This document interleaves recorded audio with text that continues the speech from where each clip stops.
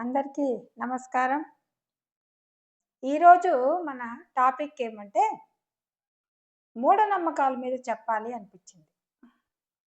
మూఢనమ్మకాలు మీద మన ఇండియాలో బాబోయ్! చాలా చాలా చాలా చాలా మానసికమైనటువంటి అదొక జాడ్యం. బల్లి పడితే ఏదో అయిపోతది. పిల్లి ఎదురొస్తే ఏదో అయిపోతది. విడో ఎదురొస్తే ఏదో జరుగుతది. ఏం జరుగుతది? బల్లి పడితే అది ఉండేది ఒక 5-10 సెంటీమీటర్సు. ఇంత పెద్ద మనిషికి అంత చిన్న బల్లి ఏం చేస్తది? అది భయపడాలి. వామ్మో! వీళ్ళ మీద పడ్డాను నేను మమ్మల్ని ఏం చేస్తారా అని. బల్లి నిజంగా మనల్ని ఇన్‌ఫ్లూయెన్స్ చేస్తే మన పెద్దల నుంచి ఎప్పటినుంచో బల్లులు మన ఇళ్ళలో తిరుగుతూనే ఉన్నాయి గదా! అదే పాములు, తేళ్ళులాగా వాటిని ఎప్పుడో చంపేస్తాం గదా! సో, బల్లి పడ్డా కూడా ఏమీ జరగదు. కాకపోతే ఫుడ్ ఐటెమ్స్‌లో పడకుండా చూసుకోవాలి. అది మాత్రం పాయిజన్. అంతే తప్ప కేవలం బల్లి పడ్డ తర్వాత మన మానసిక ఆందోళన స్టేటస్‌ని ఉన్న కొంతమంది ఉంటారు కదా! వాళ్ళు చక్కగా వాడుకుంటారు. కాబట్టి బల్లి మన తలరాతని మార్చదు. ఇది మీరు అండర్‌లైన్ చేసుకొని మనసులో పెట్టుకోండి. రెండవది పిల్లి ఎదురొస్తే. పిల్లి గూడా ఎదురు రావచ్చు కదా! అది గూడా మన ఆహ్, ఇళ్ళల్లో పెరిగేవే కదా! వచ్చినంత మాత్రాన ఏమవుతది? అది గూడా ఏమీ కాదు. విడో వచ్చినా గూడా ఆమె గూడా ఒక మనిషే. తన సోల్ డిజైన్ బట్టి తన జీవితం నడుస్తది. అంతే గదా! అంతే తప్ప మనము మనకి తెలిసి మన మానసిక బలం, స్ట్రెంగ్త్ చేసుకుంటే ఇవన్నీ కూడా మనల్ని ఏమీ చేయవు. అట్లాగే కొంతమంది ఇళ్ళల్లో గూడా అంటుంటారు. ఈ 4 గోడలు మనం కట్టుకున్నవి. మన సోల్ డిజైన్‌ని మన భూమి మీదకొచ్చేటప్పుడే మనం ఒక సోల్ డిజైన్ చేసుకొనొస్తాం. దాని ప్రకారమే నడుస్తదే గాని జీవితం వేరే ఏ విధంగా గూడా నడవదు. మీరు కొంచెం డీప్‌గా ఆలోచించండి. ఇప్పుడు తల్లిదండ్రి సెలక్షను మన చేతిలో ఉందా? లేదు.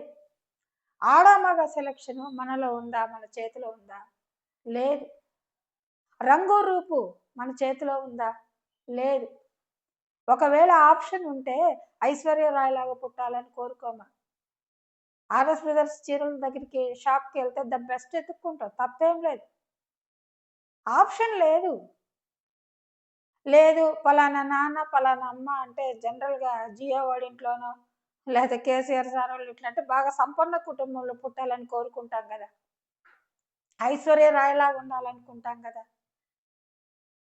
ఆప్షన్ లేదు. ఈ అక్క, చెల్లి గావాలి, ఈ అన్న, తమ్ముడు గావాలి ఆప్షన్ లేదు. ఎంత హైటో, ఎంత వెయిటో ఆప్షన్ లేదు. కేవలం ఉంది ప్రస్తుతంలో ఉన్న శరీరంలో ఉన్న అమ్మా, నాన్నతో వాళ్ళతోటి జీవించాలి. ఎందుకని? రుణానుబంధ రూపేణ పశువు పత్ని సుతాలయ. కర్మ అకౌంట్. రుణానుబంధ రూపేణ మన దగ్గరికి ఒక పశువొచ్చినా, ఒక గొడ్డొచ్చినా, భర్త రూపేణ, భార్య రూపేణ, పిల్లల రూపేణ ఎవరెవరికి రుణాలున్నావో అవన్నీ మనం తీర్చేయాల్సింది. అందుకోసమే ఈ జన్మ.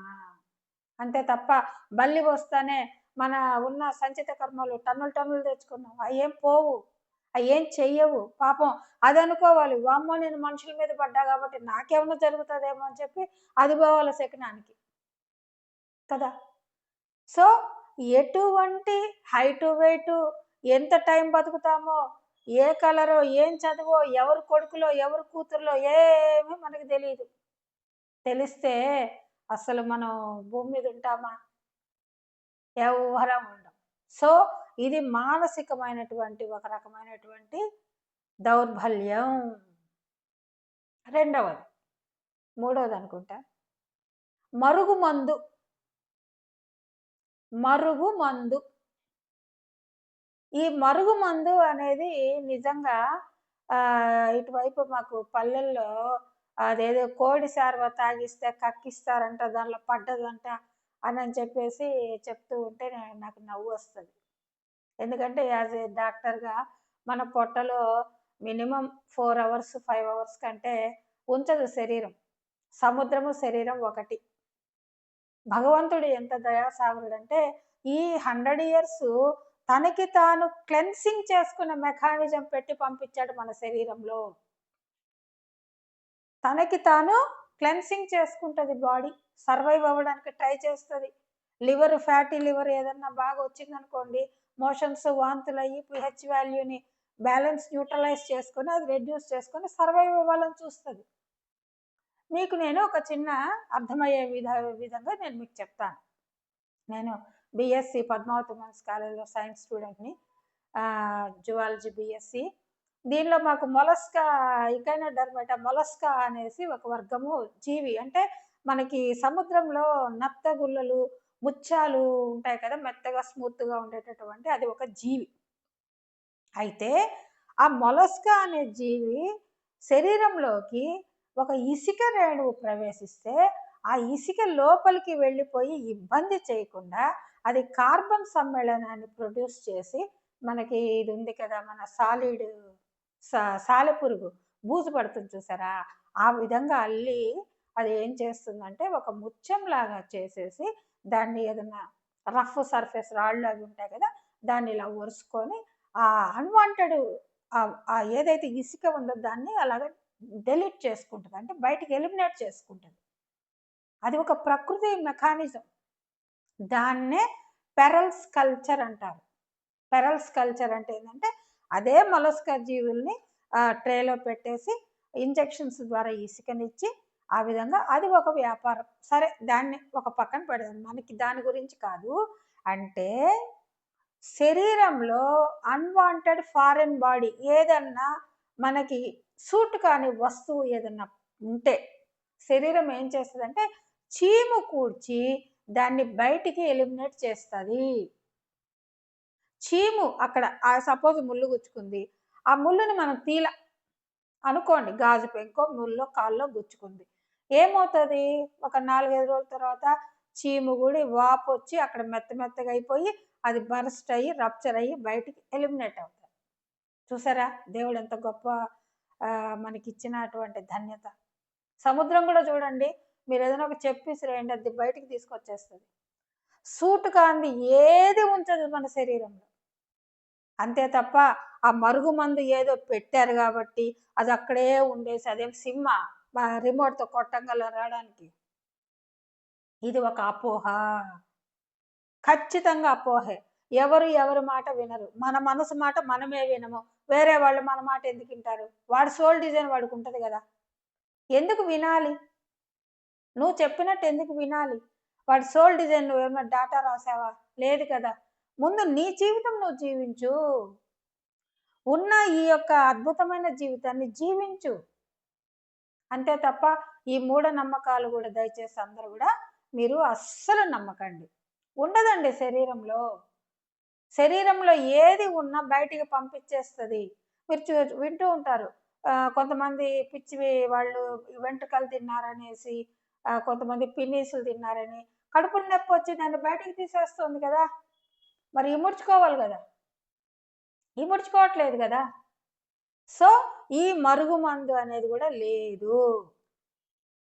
ఇంకేమైనా ఏఐ టెక్నాలజీ వచ్చి ఫార్మెట్ రోబో సినిమాలో ఇలా అంటే డాటా ట్రాన్స్లేషన్ అయితే అది వేరే విషయం. కానీ ఇప్పటికైతే ఇలాంటివి ఫుడ్, నోటి ద్వారా తిన్న ఫుడ్ బయటికి వెళ్ళిపోవాల్సిందే.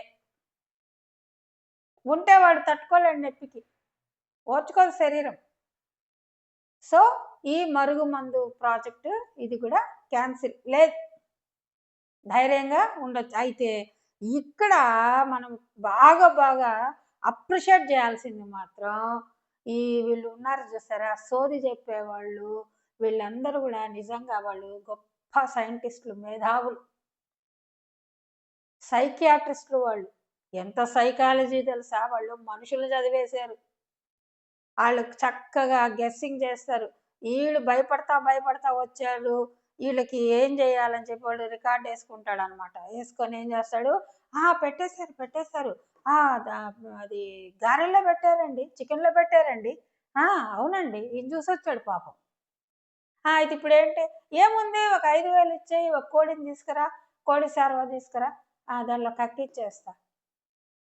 కక్కిచ్చేది ఈడు బాగా తింటాడు. సో ఇక్కడ ఎవరు దెబ్బతింటున్నారు? మానసికంగా ఎవరైతే అవుతుందేమో అని భయపడే వాళ్ళు దెబ్బతింటున్నారు. ఇది చాలా చాలా చాలా మనము మానసికంగా అప్డేట్ అవ్వే తీరాలి.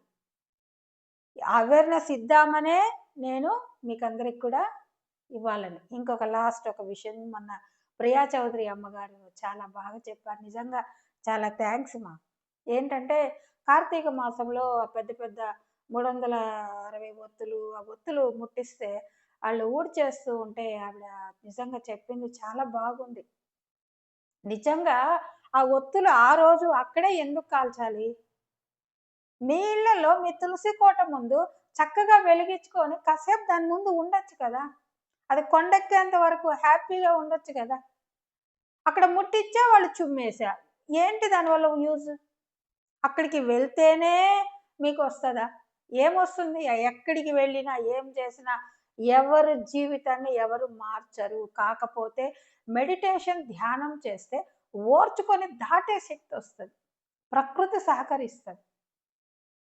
అందరూ బాగుండాలి. God bless you all. Thank you very much. మా వీడియోని మీకు తెలిసిన వాళ్ళకి షేర్ చేయండి. Thank you.